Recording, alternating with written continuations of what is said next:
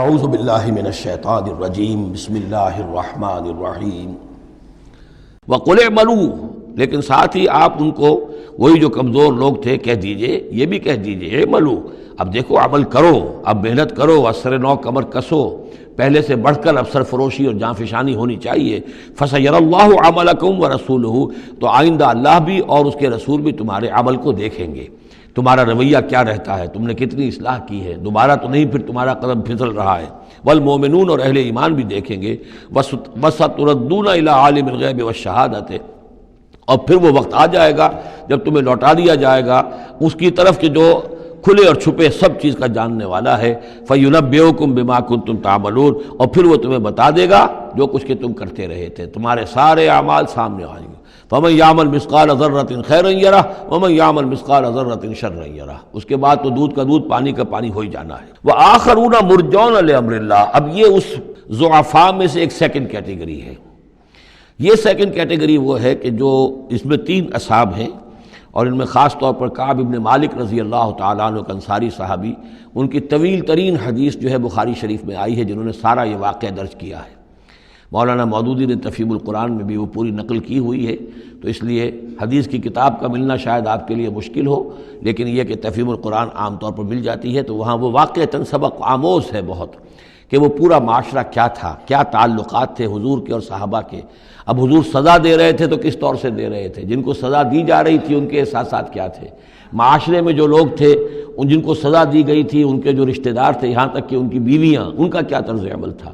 تو یہ ایک جو اسلامی معاشرہ ہونا چاہیے صحیح معنی میں، اور جماعتی زندگی، دینی جماعتی زندگی جس پر ہونی چاہیے، اس کی بہترین تصویر ہے کہ جو اس طویل حدیث میں آئی ہے۔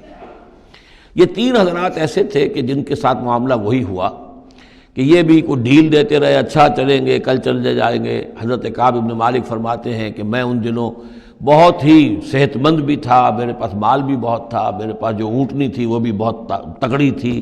اور میں نے کہا چند دن اور حضور تو چلیں گے 30,000 کا لشکر لے کر، تو ظاہر بات ہے رفتار جو ہے کم ہوگی، تم ابھی اور گھر میں ٹھنڈی چھاؤں جو ہے گھر کی اور اپنے باغ کی اور اپنے جو ہے آرام کر لو، پھر تیزی کے ساتھ دوڑتے ہوئے جا کے حضور سے مل جانا۔ اب شیطان جو ہے اسی طریقے سے تعویق کراتا ہے، تاخیر کراتا ہے، تاکہ یہ کہ پھر ہوتے ہوتے اچانک ایک دن محسوس ہوا کہ اب تو چاہے میں کتنا ہی تیز دوڑوں میں حضور سے نہیں مل سکتا، بس وہ ہاتھ پاؤں ڈھیلے پڑ گئے۔ لیکن یہ کہ اس کے بعد بھی جب حضور صلی اللہ علیہ وسلم تشریف لائے ہیں اس وقت تک بھی انہوں نے خود کوئی اقدام نہیں کیا اپنی توبہ کا، بلکہ یہ کہ حضور نے جب بلا کے لوگوں سے باز پرس کرنی شروع کی ہے،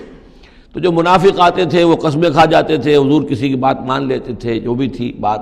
جب ان کی باری آئی تو حضور مسکرائے۔ حضور کو معلوم تھا کہ یہ ظاہر بات ہے کہ کعب بن مالک جو ہے منافقین میں سے نہیں ہے۔ فرمائیے آپ کا مسئلہ کیا ہوا تھا؟ انہوں نے صاف کہہ دیا کہ حضور یہ لوگ جو جھوٹی قسمیں کھا کھا کر بچ گئے ہیں آپ کے ہاں سے، مجھے بھی اللہ نے زبان دی ہے، میں بھی بہت سے جھوٹی باتیں بھی کہہ سکتا ہوں، لیکن صحیح بات یہ کہ کوئی عذر نہیں ہے میرے پاس۔ میں جتنا ان دنوں صحت مند تھا اتنا کبھی صحت مند نہیں تھا، جتنا ان دنوں غنی تھا اتنا کبھی غنی نہیں تھا، میرے پاس کوئی عذر نہیں ہے سوائے اس کے کہ شیطان مجھے ورغلاتا رہا۔ تو حضور کو نے پھر ان کو، اور ان کے ساتھ 2 اور ساتھی تھے، ایسے 3 کا معاملہ یہ تھا، تو انہیں ایک سزا دی گئی، اور سزا مقاطعے کی تھی، سوشل بائیکاٹ، کوئی ان سے بات نہ کرے۔ وہ ان کے اوپر 50 دن جو گزرے ہیں، گھر میں ان کی بیوی ان سے بات کرنے کو تیار نہیں ہے۔ پوچھا گیا کہ میں بیوی یہاں پھر میں رکھوں یا نہ رکھوں، بیوی نے آ کر کہا بوڑھے آدمی ہیں، کوئی ان کی خدمت کرنے والا نہیں ہے کہ رہ سکتی ہو،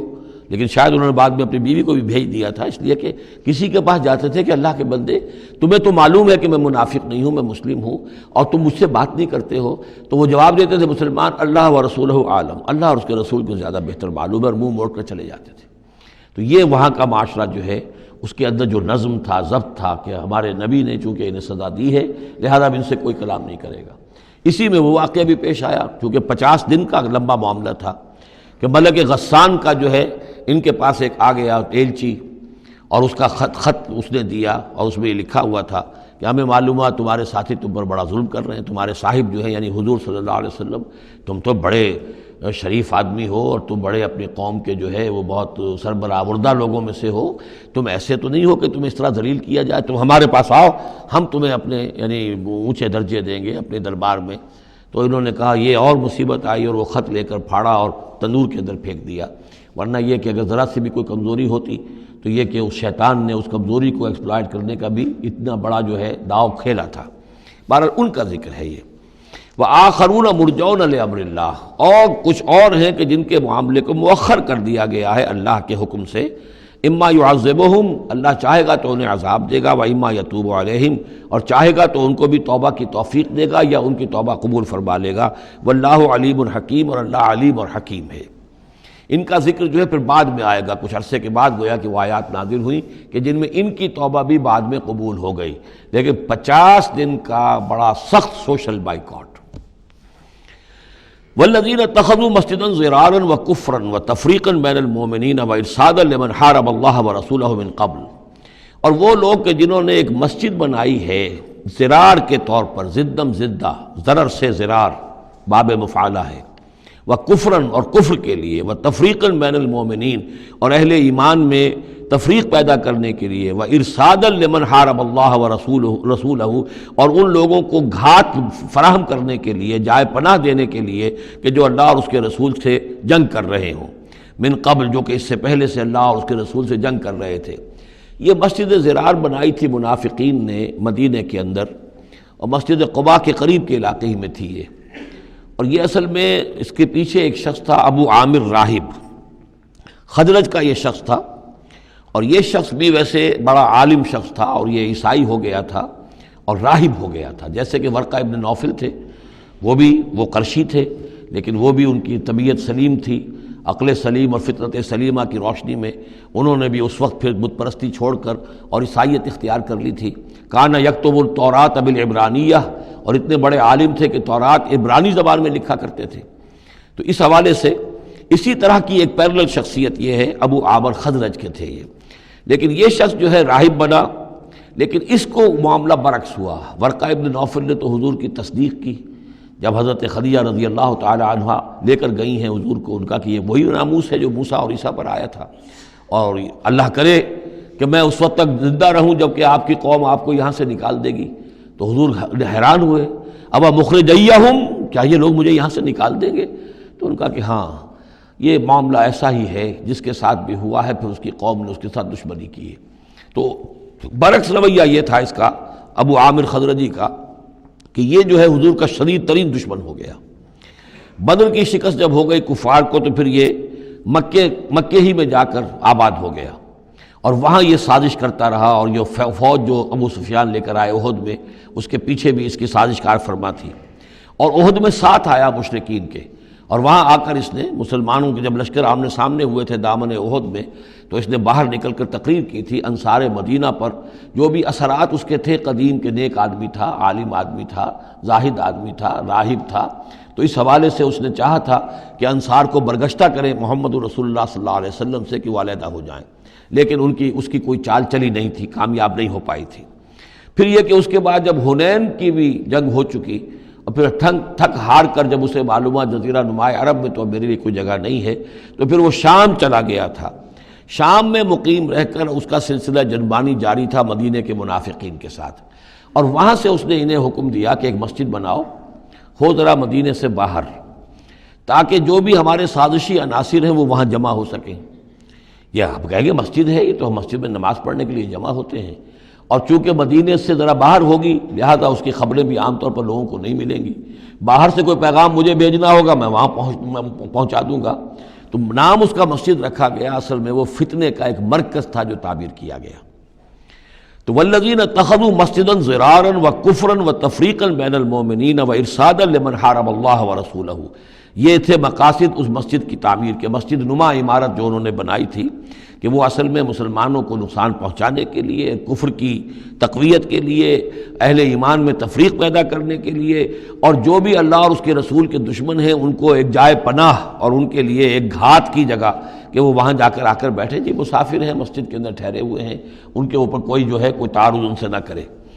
وَلَيَحْلِفُنَّ إِنْ أَرَدْنَا إِلَّا الْحُسْنَى، اور ان قریب وہ قسمیں کھا کھا کر کہیں گے کہ نہیں نہیں حضور،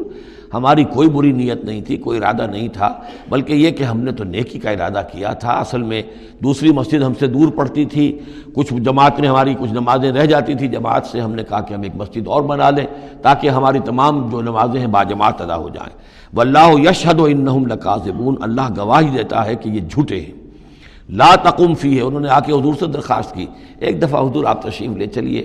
آپ کے آنے سے وہاں بڑی برکت ہو جائے گی، تو آپ مسجد جو ہے ہماری اس کو بھی یہ سعادت نصیب ہو جائے کہ آپ قدم رنجاں فرمائیں وہاں۔ لیکن اللہ تعالیٰ نے بروقت روک دیا۔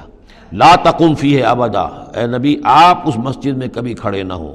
لمسجد اسس علی التقوی من اول یوم، یقیناً وہ مسجد جو پہلے دن ہی سے تقوی پر تعمیر کی گئی، مسجد قباء قریب ہی تھی، اور یہ وہ مسجد ہے کہ جو سب سے پہلے تعمیر ہوئی ہے اور اس کی بنیاد تقوی پر تھی۔ حضور جب ہجرت کا سفر اختیار کر کے آئے تھے، مدینے پہنچے تو وہاں پہلا پڑاؤ تھا، مدینے سے 3 میل باہر، اس پڑاؤ کی جگہ پر یہ وہ مسجد قباء ہے۔ تو مسجد اسس علی التقوی من اول یوم، پہلے دن سے جو مسجد جو ہے تقوی پر جس کی بنیاد رکھی گئی، احق ان تقوم فیہ، وہ زیادہ حقدار ہے، مستحق ہے اس کی کہ آپ اس میں کھڑے ہوں، اس میں نماز پڑھیں۔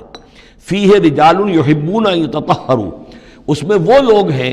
کہ جن کو بڑی پسند ہے یہ بات کہ وہ بہت پاک رہیں، بہت پاک رہیں۔ واللہ یحب المطہرین، اور اللہ تعالیٰ کو ایسے لوگ بہت پسند ہیں کہ جو بہت زیادہ پاکی کو پسند کرتے ہوں۔